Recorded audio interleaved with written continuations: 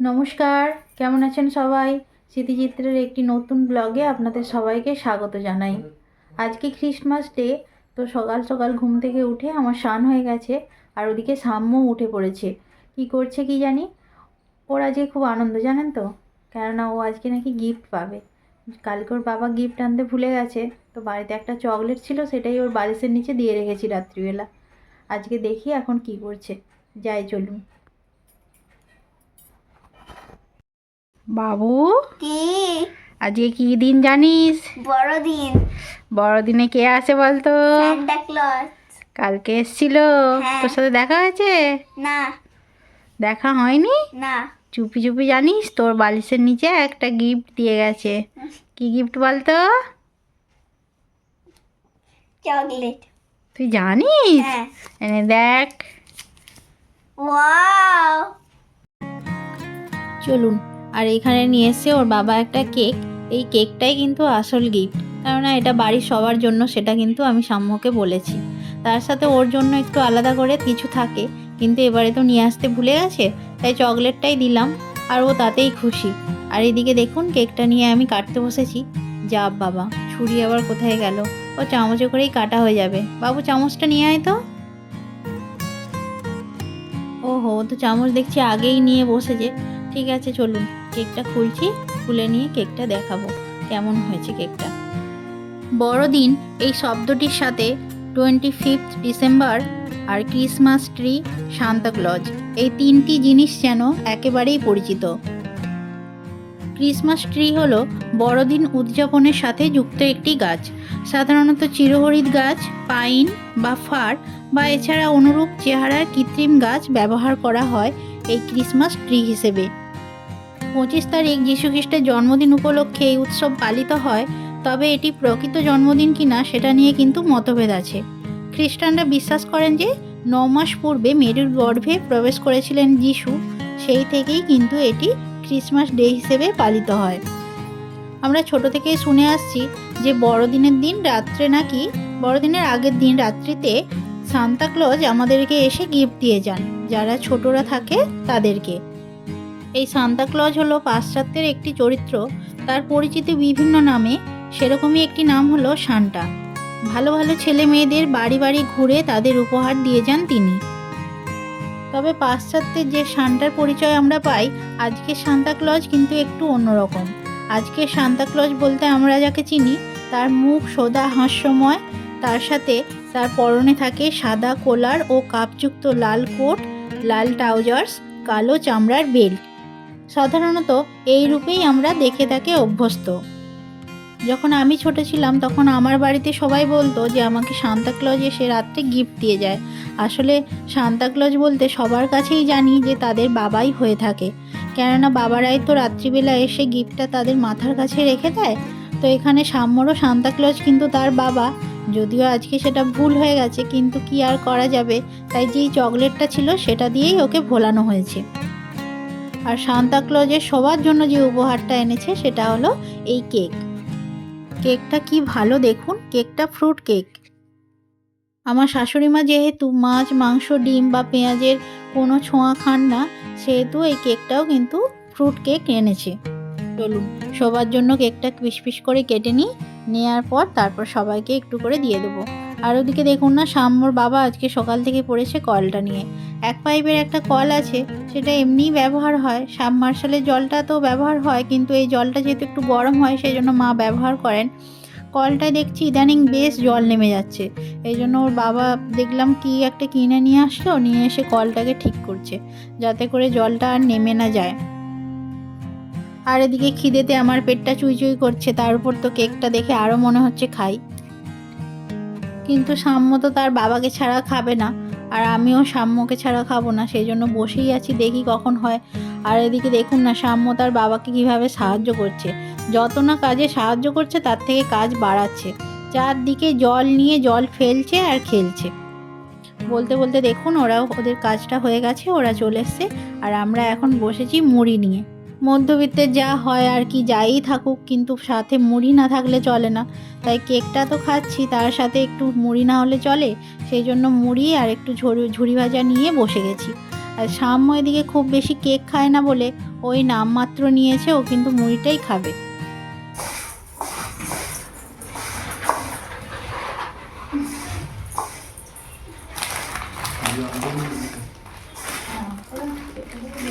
কতটা নেবো দিয়ে দাও। আমি নেবো না। নিবি কি না? নিবি না? না নিতে হবে, তাহলে ওই সান্টা ক্লজের গিফট তো পাওয়া যায় না। যারা কেক না খায় তাহলে আবার গিফট কি? এত বড় না। আচ্ছা তুই নে না, যতটা খাবি তারপর বাকিটা আমি নেব। এটা দিই? হ্যাঁ রাখো না পাতে। তোমাকে বাহ। আর দেবো না? হুম। আমি একটু বেশি খাবো। নামো।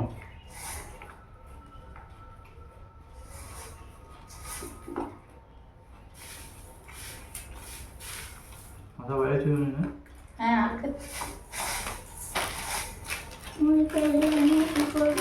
আমরা আমাদের পরিমাণ মতো নিয়ে নিয়েছি, এবার যেটা আছে ওটা মা খাবে। সবটা হয়তো খাবে না, কেননা অনেকটা তো আছে, আর যেটা থাকবে থাকবে, পরের দিনের জন্য আমরা সেটা সবাই মিলে খেয়ে নেব। সাম্য কোনো জিনিসটাই ভালো করে খেতে চায় না, সেখানে কেকটা কি করে ভালো করে খাবে, তাই না? সেই জন্য ওকে দিতেই দেখুন না না না করে যাচ্ছিল। ওর বাবা তাও জোর করে দেখলাম ছিল বলে কিছু বললো না। আর সাম্য একটু অল্প একটু দিয়েছি ওকে। সবাই মিলে আমরা এবার খেয়ে নিয়ে এবার যেতে হবে রান্না করতে। আজকে ভাবছিলাম কি রান্না করব, তো যদি মাংস করি মা তো খেতে পাবে না, তাই ভাবলাম যে আজকে বরং মাংস করব না, আজকে একটু খিচুড়ি করে নিই। খাওয়া দাওয়া করে এখন চলে এসেছি রান্নাঘরে। এই যে দেখতে পাচ্ছেন এগুলো হলো বেতো শাক। আপনারা কে কে বেতো শাক খান একটু কমেন্ট করে জানাবেন তো। এই বেতো শাকগুলো কালকেই কেটে রেখেছিলাম, সেই জন্য ভাবলাম যে আজকে তাহলে একটু বরং ভেজে নেব, নাহলে তো শাকগুলো নষ্ট হয়ে যাবে। আর হবে বেগুন ভাজা, আর তার সাথে হবে একটু মাছ ভাজা। এখানে খিচুড়ির জন্য আমি সমস্ত কিছু রেডি করে নিয়েছি। এই যে এটা দেখতে পাচ্ছেন, এই শাকটা ভাবছিলাম ভাজবো, তো একটু চচ্চড়ি করে নেবো, কারণ সব সবজি আছে তো। আর ডালটা, মুগের ডালটা এদিকে ভেজে নিচ্ছি। আর ওইদিকে মাকে বললাম যে একটু খিচুড়িটা চাপিয়ে দিতে, খিচুড়ি বলতে খিচুড়ির চালটা চাপিয়ে দিতে, কেননা গ্যাসে হবে না, হবে উনুনে। উনুনের মধ্যে করলে কিন্তু খিচুড়ির স্বাদটা একটু বেশ অন্যরকম লাগে। ঠিক যেমন খাসি মাংস করলে দেখবেন, যারা করেছেন কোনোদিন উনুনে, গ্যাসে করলে যেই স্বাদটা আসে সেটা কিন্তু উনুনে করলে তার স্বাদটা একটু অন্যরকম হয়, আমার বেশ ভালো লাগে। সেই জন্য খিচুড়ি টিচুড়ি হলে আমি মাকে বলি যে মা উনুনের মধ্যেই খিচুড়িটা বরং করে নেব।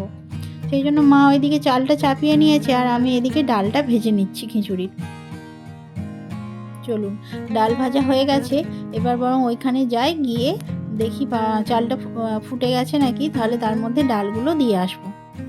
আজকে মুগ ডাল আর মুসুরির ডাল, দুরকম ডাল মিলিয়ে খিচুড়ি করব। কেননা খিচুড়ি করতে গিয়ে দেখছি যে বেশি করে মুসুরির ডাল আনা নেই, তাই ভাবলাম মুগ ডাল আর মুসুরির ডাল দুটো ডাল মিলিয়েই খিচুড়িটা করব। সেই জন্য অল্প একটু খিচুড়ি ডাল ছিল, সেটা ঢেলে নিয়েছি। আর ডালটা ভাজার আগে কিন্তু আমি ধুয়ে নিইনি, তাই জন্য এখন আমি ধুয়ে নিচ্ছি হাঁড়িতে দেওয়ার আগে।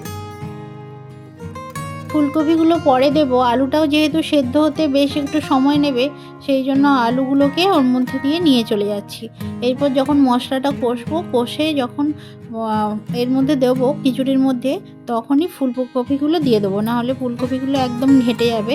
চলুন এবার যাই ওইখানে, দেখি কতটা কি হয়েছে ওইখানে গিয়ে।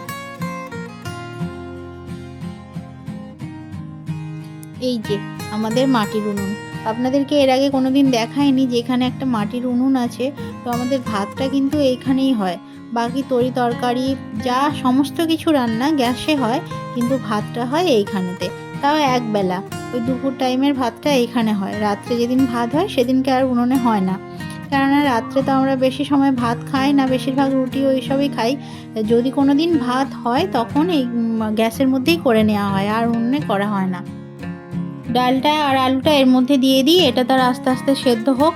আর ওইদিকে আমি গ্যাসের মধ্যে মশলাটা কষিয়ে নিয়ে এর মধ্যে দিয়ে দেবো, তাহলেই হয়ে যাবে খিচুড়ি।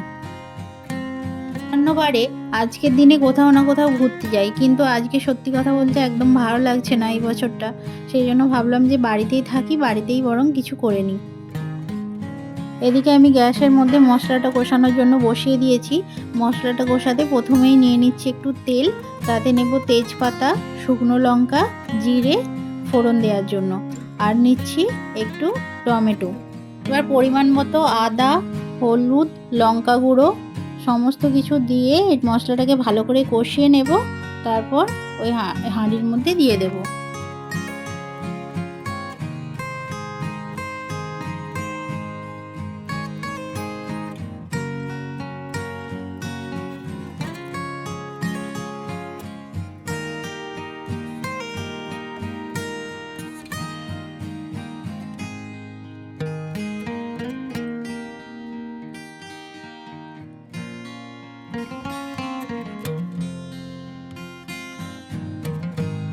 কি ভালো কালার এসছে দেখুন।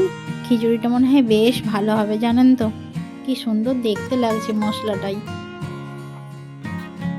মশলা থেকে তেল ছেড়ে দিয়েছে। চলুন এবার এটা হাঁড়ির মধ্যে দিয়ে দেব।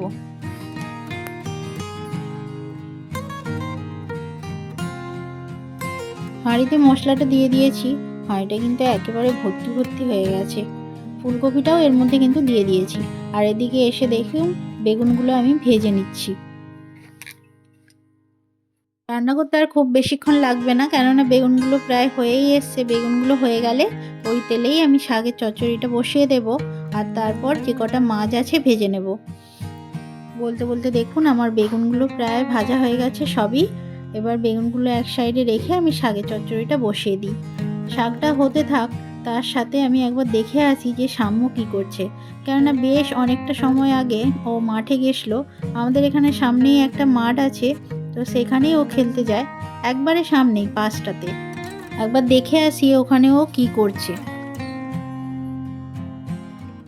ওর সাথে সাথে এখানে আরও কিছু বাচ্চা খেলে, তো দেখলাম যে ওরই আরেকজন বন্ধু এখানে এসছে, একসাথে ঘুড়ি ওড়াচ্ছে।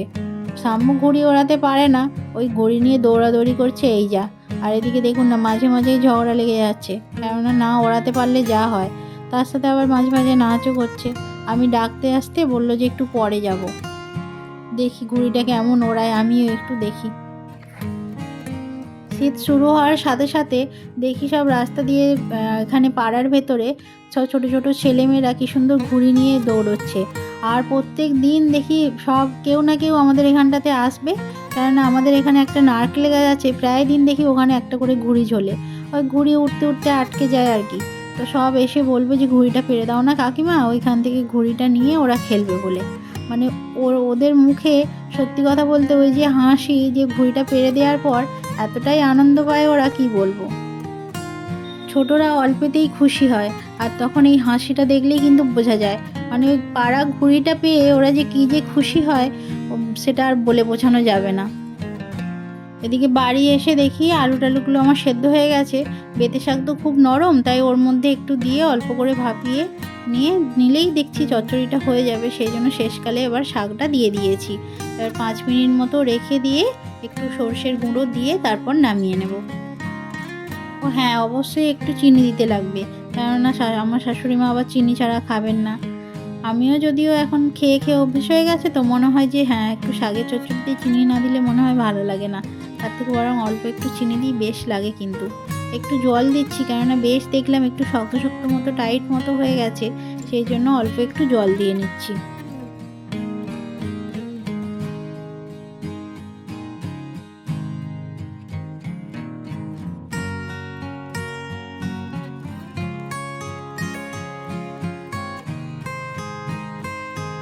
আপনাদের সাথে কথা বলতে বলতে দেখছি শাকটা আমার হয়েই গেছে, আর আমি এটাকে একটা জায়গাতে ঢেলে নিই। এবার চলুন এবার মাছটা বসিয়ে দিই।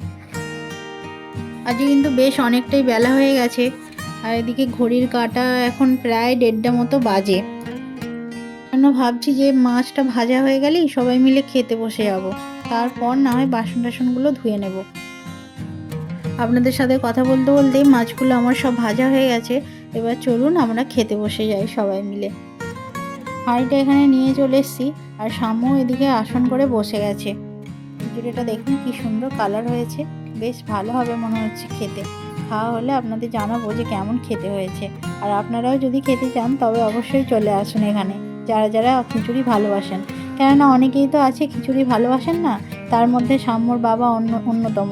সাম্যর বাবা অতটা খিচুড়ি ভালোবাসে না, আমি ভালোবাসি, আমার শাশুড়ি মা ভালোবাসেন। চলুন এবার খেতে বসে পড়ি, বেলা অনেকটাই হয়ে গেছে আগেই বললাম। এরপরে খেলে সেই আবার সন্ধেবেলা খাওয়া হয়ে যাবে। সন্ধ্যের খাওয়ার আর এখনের খাওয়ার দুটোই এক হয়ে যাবে, সেই জন্য দেরি না করে এবার আমরা খেতে বসে পড়ছি। আর এদিকে বিকেলবেলা একটু বেরোতেও হবে, কেননা আমার এক জেঠু অসুস্থ আছেন, তো সেখানেই যাব বিকেলে। তো আমরা এখন খেয়ে নিই, টাটা। আপনারা আজকের দিনটা কে কেমনভাবে কাটালেন আমাকে কিন্তু কমেন্ট করে অবশ্যই জানাবেন। আজকের ব্লগটি এই পর্যন্তই, আবার দেখা হবে পরের একটি ব্লগে। ততদিন আপনারা সবাই সুস্থ থাকবেন, ভালো থাকবেন ও সচেতন থাকবেন। নমস্কার।